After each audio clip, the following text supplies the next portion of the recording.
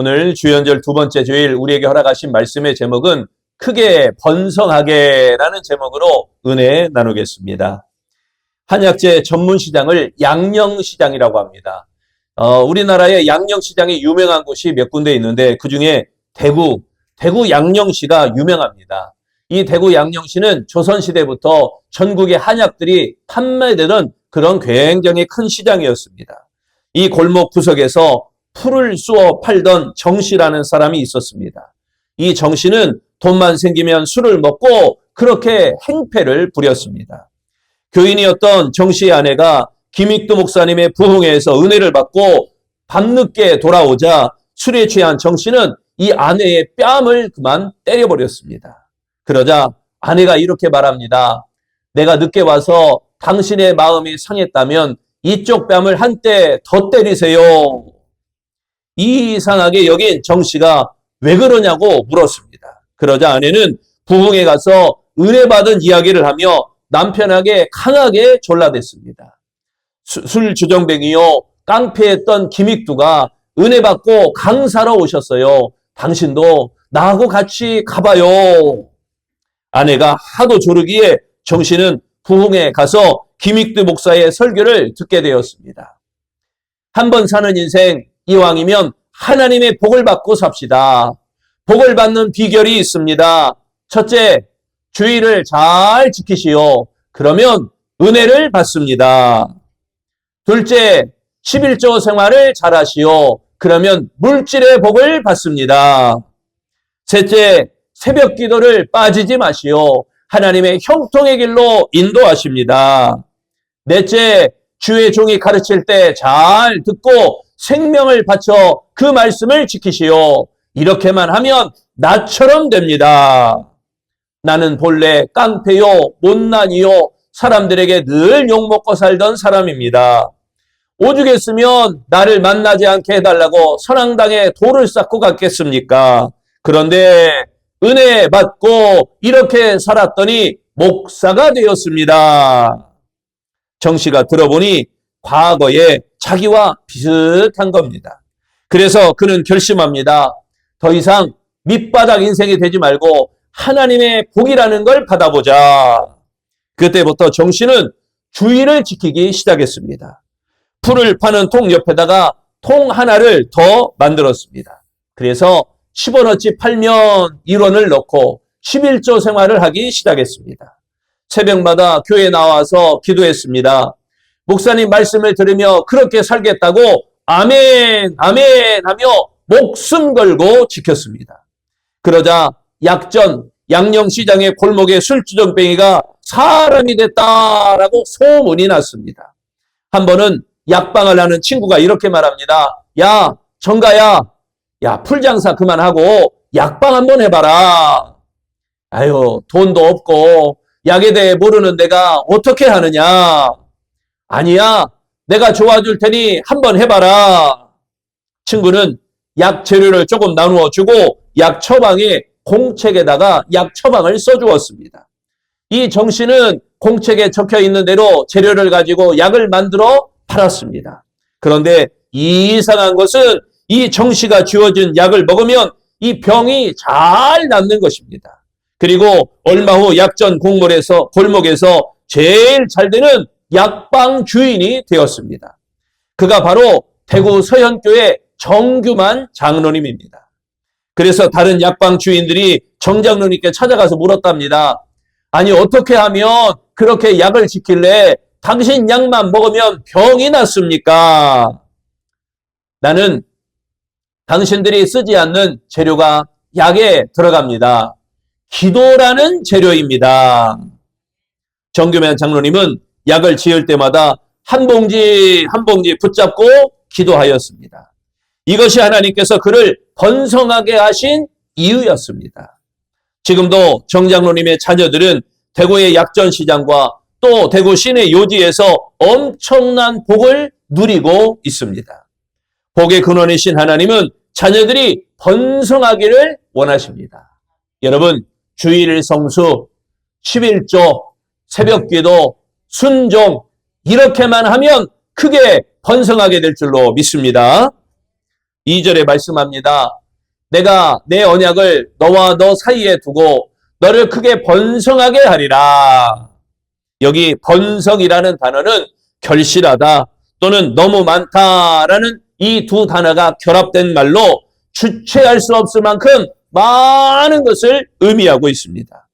번성은 숫자만 많은 것이 아니라 번영을 함께하는 것을 말하는 것입니다. 그렇다면 크게 번성하게 되려면 어떻게 해야 되는가? 첫째, 하나님 앞에서 행해야 됩니다. 프랑스에 가면 루브르 박물관이 있습니다. 거기에는 레오나르도 다빈치가 그린 신비의 미소로 유명한 작품 모나리자라고 하는 그림이 걸려 있습니다. 이 작품은 특이한 화법인 명암 대조법으로 그려서 어느 방향에서 봐도 이 시선이 관람자와 마주칩니다. 이쪽 끝에서 봐도 꼭 나를 쳐다보는 것 같고, 가운데서 봐도 나를 쳐다보는 것 같고, 이쪽 끝에서 봐도 나를 쳐다보는 것 같이 이렇게 명암 근원법으로 해가지고 어느 방향에서 봐도 꼭 나를 쳐다보는 것 같은 그런 느낌의 그림입니다. 어디로 가든지 모나리아의 시선이 나를 향하는 느낌을 들게 된다는 것입니다. 여러분, 하나님의 시선도 이와 같습니다. 언제 어디서 무엇을 하든지 하나님은 나를 향하여 바라보고 계십니다. 하나님의 시선은 감시의 시선이 아니라 부모가 어린아이가 거듭말을 떼고 이제 아장아장 걸어서 어디로 갈지 모르니까 보호하는 시선, 그 부모의 시선으로 우리를 바라보고 계십니다. 그래서 하나님 앞에서라는 말은 성경에 281번째 등장할 정도로 아주 자주 등장하는 말씀입니다. 대표적으로 신명기 18장 13절 너는 내 하나님 여호와 앞에서 완전하라. 이 말씀은 하나님이 지켜보시는 앞에서라는 의미인 것이죠. 본문 1절에 말씀합니다. 나는 전능한 하나님이라 너는 내 앞에서 행하여 완전하라. 여기에 하나님 앞에서 행하라라는 것은 살피시는 하나님 앞에서 양심의 가책이 없도록 살아가라라는 뜻인 것입니다. 사람 앞에 보이는 모습은 참 모습이 아니라 위장된 모습. 사람 앞에서는 위장된 모습입니다. 참된 모습은 아무도 보지 않는 데에서 무엇을 하며 어떤 생각을 하느냐라는 것입니다. 감찰하는 하나님의 눈을 의식하며 살아갈 때 비로소 참된 신앙생활이 이루어지는 것입니다. 그러므로 기도만 할 것이 아니라 기도한 그대로 행하시기를 바랍니다. 예배 참석한 것으로 만족하지 말고 예배 가운데 말씀을 통해서 듣고 배운 그 말씀을 행동으로 옮겨야 복을 받는 것입니다. 참된 믿음은 언제나 행동과 함께하기 때문입니다. 아브라함의 후손으로 크게 번성하게 하는 축복, 이 축복을 받은 사람이 누구냐? 바로 다윗입니다. 시편 86편 11절과 12절 말씀, 여호와여 주의 도를 내게 가르치소서 내가 주의 진리에 행하오리니 일심으로 주의 이름을 경외하게 하소서. 주 나의 하나님이여 내가 전심으로 주를 찬송하고 영원토록 주의 이름에 영광을 돌리오리니. 이 말씀은 하나님 앞에서 완전한 삶을 살고자 했던 다윗의 다짐, 결단이었습니다.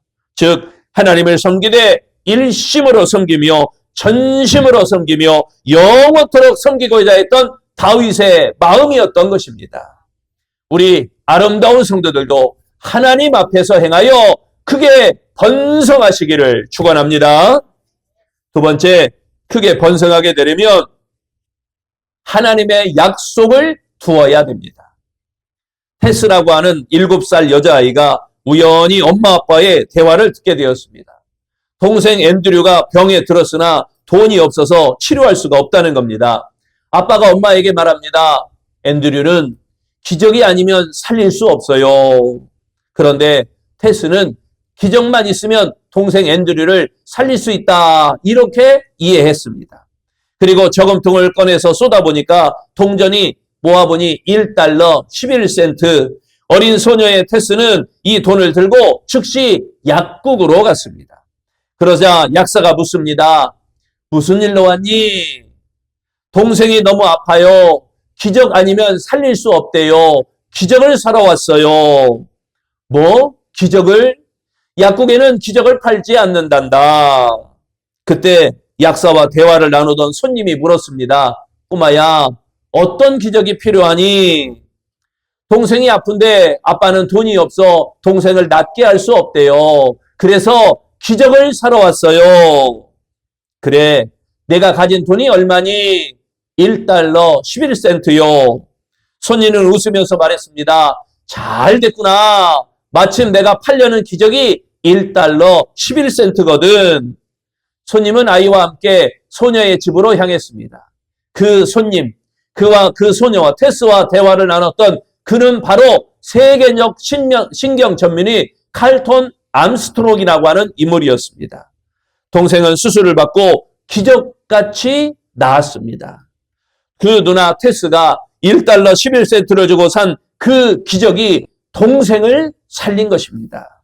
여러분, 행동하지 않으면 아무런 기적이 일어나지 않습니다. 테스는 기적이 아니면 살릴 수 없다. 이 말을 그대로 믿었습니다.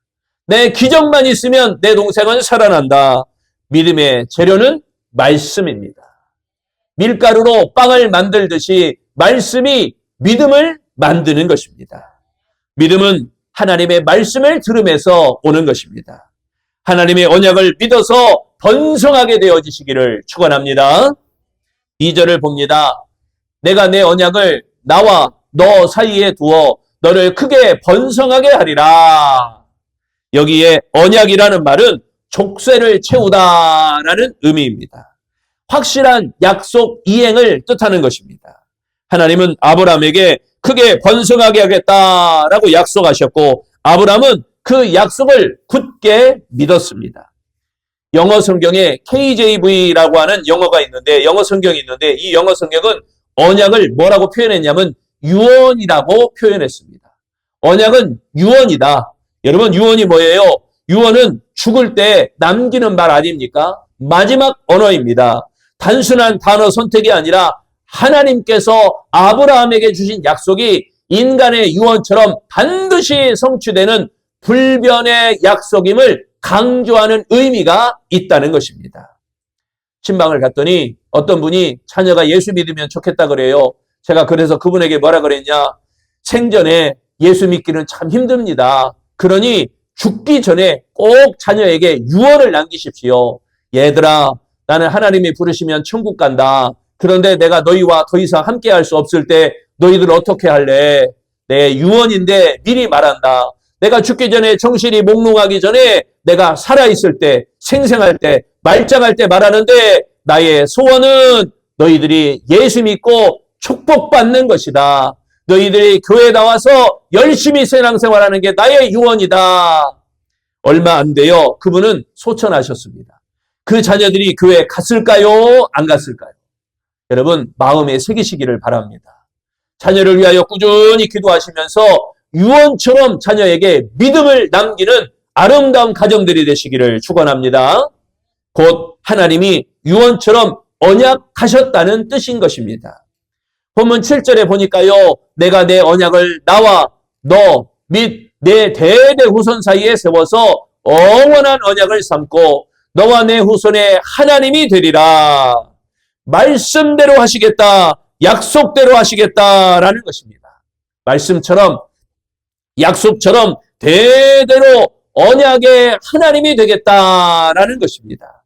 그러므로 번성하게 하시겠다라는 언약은 아브라함과 같은 믿음을 가진 자들을 통로로 삼으셔서 계속해서 여러분의 믿음이 여러분의 자녀에게, 여러분의 손자에게, 여러분의 손손손에게 자손 만대까지 크게 번성하게 하겠다라고 하는 언약이었습니다. 우리 아름다운 성도들도 번성하게 하신다라는 하나님의 언약을 믿고 크게 번성하시기를 축원합니다. 세 번째, 크게 번성하게 되려면 하나님께 소망을 가져야 됩니다. 항상 샬롬이라고 인사하던 목사님이 계셨습니다. 이 목사님이 길을 지나가다가 얼굴이 까무잡잡한 분이 지나가기에 샬롬 하면서 인사를 나누었습니다. 그런데 이 사람이 다음 주일에, 돌아온 주일에 교회에 나와서 예배만 드리고 벌떡 일어나 가는 것입니다. 그리고 그 일을 3개월 동안 계속하는 겁니다. 예배 마지막 시작할 쯤 돌아가지고 예배가 끝나자마자 벌떡 일어나 가는 거예요. 그리고는 목사님을 찾아왔습니다. 그리고 목사님께 식사를 대접하고 싶다고 신방 초청을 한 것입니다. 목사님이 그 가정에 신방을 하러 갔더니, 식사하러 갔더니 그가 이런 말을 합니다. 자신은 인생을 재미있게 살았답니다.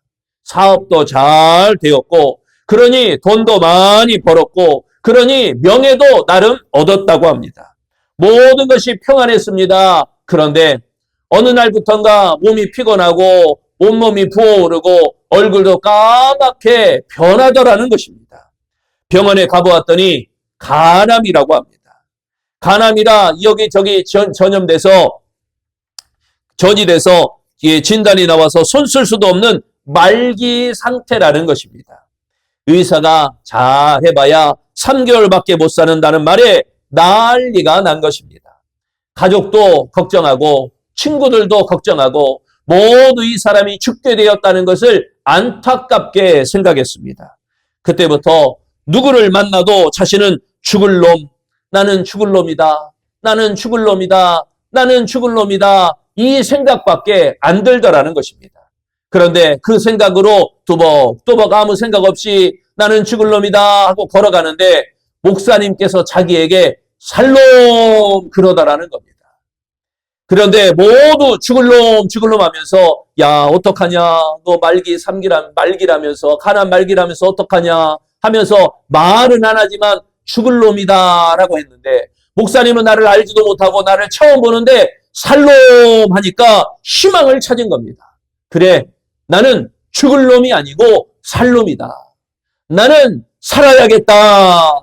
이렇게 생각하고 주일이 맞이하자마자 교회에 나오게 되었답니다.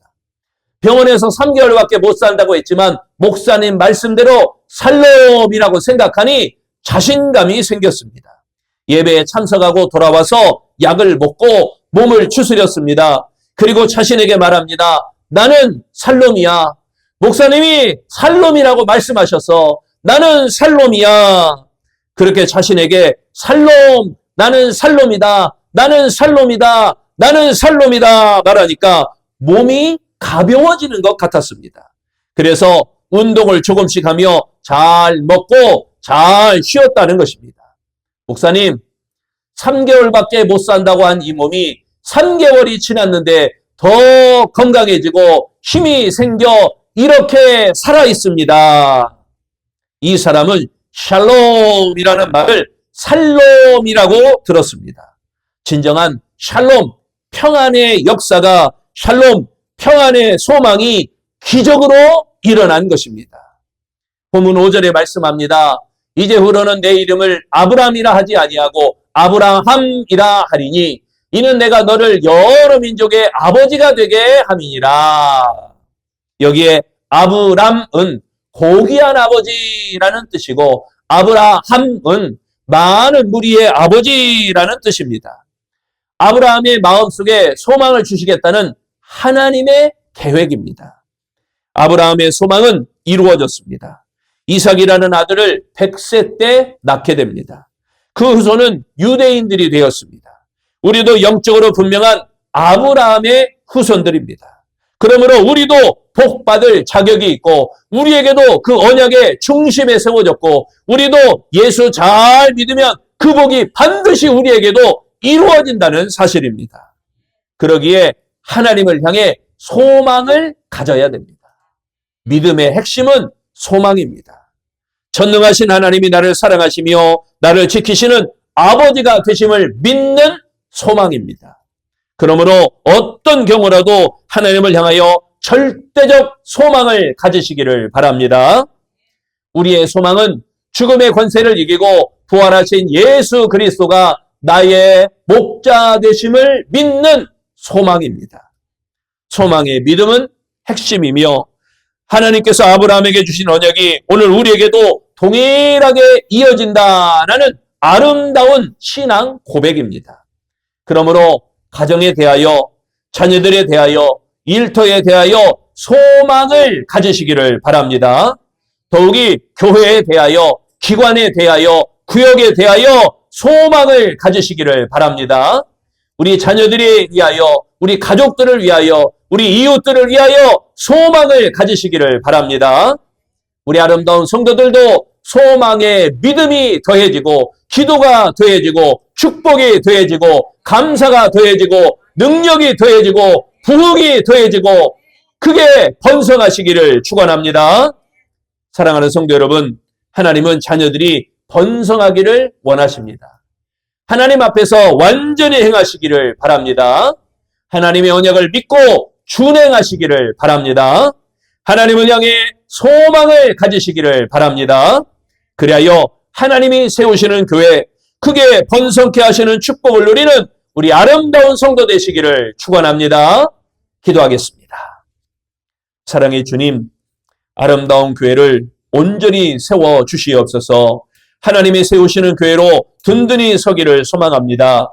이를 위하여 크게 번성하기를 소망하오니 하나님 앞에서 완전히 행하여 크게 번성하며 하나님의 언약을 믿고 준행하여 크게 번성하며 하나님을 향해 소망을 가지며 크게 번성할 수 있는 우리 아름다운 교회가 되게 하여 주옵소서. 우리 가정이 번성하게 하시고 자녀들이 번성하게 하시고 일터가 번성하게 하시고 교회가 번성하게 하시고 구역이 번성하게 하시고 기관이 번성하게 하시고 우리의 심령 한 사람 한 사람마다 하나님의 크게 번성함이 있게 하여 주시옵소서. 예수님 이름으로 기도합니다.